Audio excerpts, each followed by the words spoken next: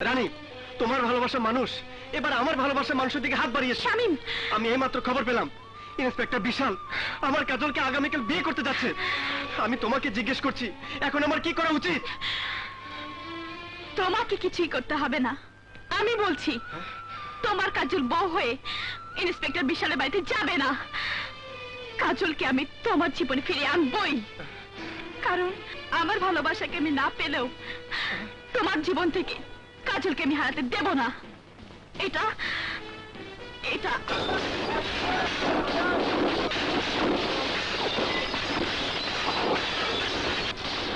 আরে, চলে এসে কাজল, ওঠো তাড়াতাড়ি ওঠো।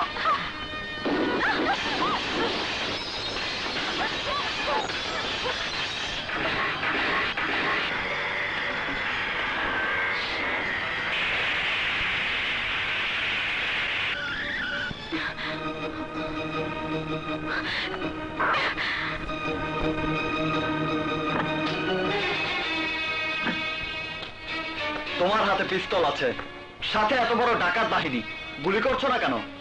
আমার বুকের দিকে তাক করে টিকারে টিপ দিয়ে প্রমাণ করে দাও সত্যি সত্যি তুমি ডাকুরানি। তোমার জায়গায় অন্য কেউ হলে কথা বলার আগে টিকারটা টিপে দিতাম। আমার ক্ষেত্রে আপত্তি কেন? তুমি মনে করেছো আমি তোমার মতো ডাকুরানিকে এখনো ভালোবাসি? যদি ভালোবাসতাম তাহলে আজ কাজলকে বিয়ে করতে আসতাম না। তুমি যদি মনে করে থাকো আমার জীবনে তুমি ফিরে আসার জন্য কাজলকে তুলে এনেছো, তাহলে তুমি ভুল করছো। তোমার জীবন থেকে কাজলকে আমি সরিয়ে এনেছি আমার স্বার্থে নয়। কাজল যার বিবাহিত স্ত্রী, কাজল যার ভালোবাসা, কাজলকে তার হাতে ফিরিয়ে দেবার জন্য। বাহ বাহ বাবা বাহ, তুমি দেখছি ভালো নাটক করাও শিখে গেছো। নাটক নয়, যা সত্য তাই বলছে। শাহরুখের সাথে আমার বিয়ে অনেক আগেই হয়ে গেছে। আমার বাবা আর তোমার মা আমাকে জোর করে তোমার সাথে বিয়ে দিতে চেয়েছিল। জানতে চাও আমার জীবন থেকে তোমার ভালোবাসা আর তোমার জীবন থেকে আমার ভালোবাসা কে কেড়ে নিয়েছে? তোমার মা।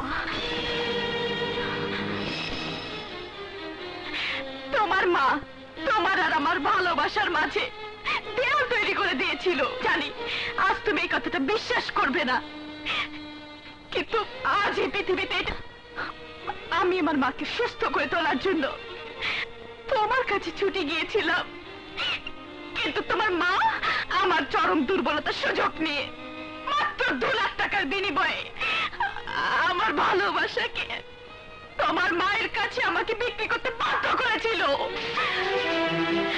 আর ওই মুহূর্তে আমার মতো একটি অসহায় মেয়ের জীবনে মায়ের জীবনটা সবচেয়ে বড় ছিল। তাই মাকে সুস্থ করে তোলার জন্য, মায়ের আদর স্নেহ ভালোবাসা ফিরে পাবার জন্য আমি বাধ্য হয়ে আমার প্রেম আমার ভালোবাসাকে আমি বিক্রি করেছিলাম। আর তাই বুঝি আমার মায়ের উপর প্রতিশোধ দেবার জন্যই তুমি ডাকুরানি হয়েছো? না না, আজ আমাকে এই পথে আসতে বাধ্য করেছে সিকান্দার ও সুলতান মির্জা, কাজলের বাবা। যাও তাকে গিয়ে প্রশ্ন করো, উত্তরটা তুমি পেয়ে যাবে। যাও, এবার তোমার জানা জানার কথা শেষ। এখন তুমি তোমার রাস্তায় যাও, আমি আমার রাস্তায়। তবে যাবার আগে একটি কথা শুনে যাও বিশাল, তুমি ভুল করেও আমাকে দ্বিতীয়বার গ্রেফতার করার কথা চিন্তা করবে না। সিকান্দার আর সুলতান মির্জার উপর প্রতিশোধ না নেওয়া পর্যন্ত আমাকে পৃথিবীর কেউ গ্রেফতার করতে পারবে না, এমনকি তুমিও না।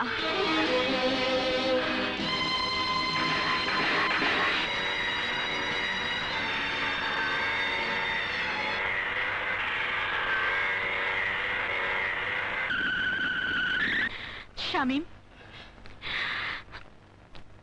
এই নাও তোমার ভালোবাসা।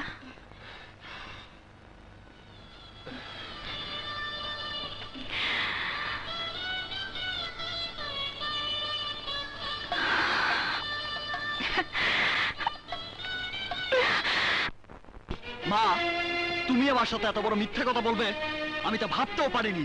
কে তোকে কি বলেছে না বলেছে সে কথা বিশ্বাস করে তুই আমাকে অবিশ্বাস করছিস? তুমি কি অস্বীকার করতে পারবে রানীর দুর্বলতার সুযোগ দিয়ে তুমি তোমার টাকার কাছে রানীর প্রেমকে বিক্রি করতে বাধ্য করনি? জবাব দাও মা, জবাব দাও। মার জবাব দেওয়ার মতো সৎ সাহস নেই। ঘটনা ছি মা, ছি। আজ তোমাকে মা বলে ডাকতে আমার ঘৃণা হচ্ছে। যে অন্যায় তুমি করেছো, সে অন্যায়ের জন্য আমি তোমাকে কঠিন শাস্তি দেব। যতদিন রানী তোমাকে ক্ষমা না করবে, যতদিন রানী আমার জীবনে ফিরে না আসবে, ততদিন আমি তোমাকে মা বলে ডাকবো না। বিশাল, তোমার সামনে দিয়ে ঠাকুরানি আমার মেয়েটাকে উঠায় নিয়ে গেল, আর তুমি কিছুই করতে পারলে না। তুমি কিসের রাজি? আমি যদি বলি ঠাকুরানী আপনার মেয়ে কাজলকে ওর স্বামীর কাছে ফিরিয়ে দেবার জন্য তুলে নিয়ে গেছে? কি বলতে চাও তুমি? বলতে চাই অনেক কিছুই, তবে এই মুহূর্তে শুধু একটি কথাই জিজ্ঞেস করতে চাই, রানী কেন ঠাকুরানী হলো? সে জবাব কি তোমাকে দিতে হবে?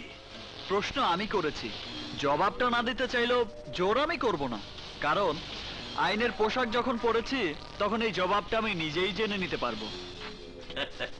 বিশাল, একটা কথা মনে রাখো, সাপের গর্তে কেঁচো খুঁটি যায় না, সাপের কামড় খেয়ে মরে যাওয়া। সাপ যারা ধরতে জানে তারা সাপের কামড়কে ভয় করে না, আমি তাদেরই একজন। আর তাই আপনাকে বলছি, এবার তৈরি হয়ে যান, আমি আপনার মতো সাপের বিষ দাঁত ভেঙে দেব। আইয়ো আইয়ো, এই তুই কাকে ভয় দেখাচ্ছিস? বলতি দে, নতুন সাপ ধরা শিখেছে, একবার চেষ্টা করতে দে না। না বাবা, আমার সামনেও তোমাকে ধমক দিয়ে কথা বলবে, আমি ওকে আইয়ো আইয়ো করে দেবো না। এই চুপ! বেশি লাফালাফি করলে ঠ্যাং ভেঙে 14 শিকের ভেতর ভরে দেব। Now get lost, get lost, get lost.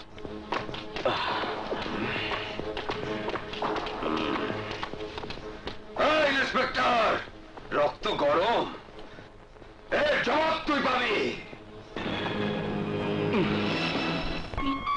তুমি জানো তোমাকে আমি কত বেশি ভালোবেসে ফেলেছি। এই হৃদয় চিরে যদি দেখাতে পারতাম, অন্তরে শুধু তোমারই নাম, রবিন। নিঃশ্বাসে তুমি, বিশ্বাসে তুমি, স্বপ্নেও তুমি, জাগরণেও তুমি।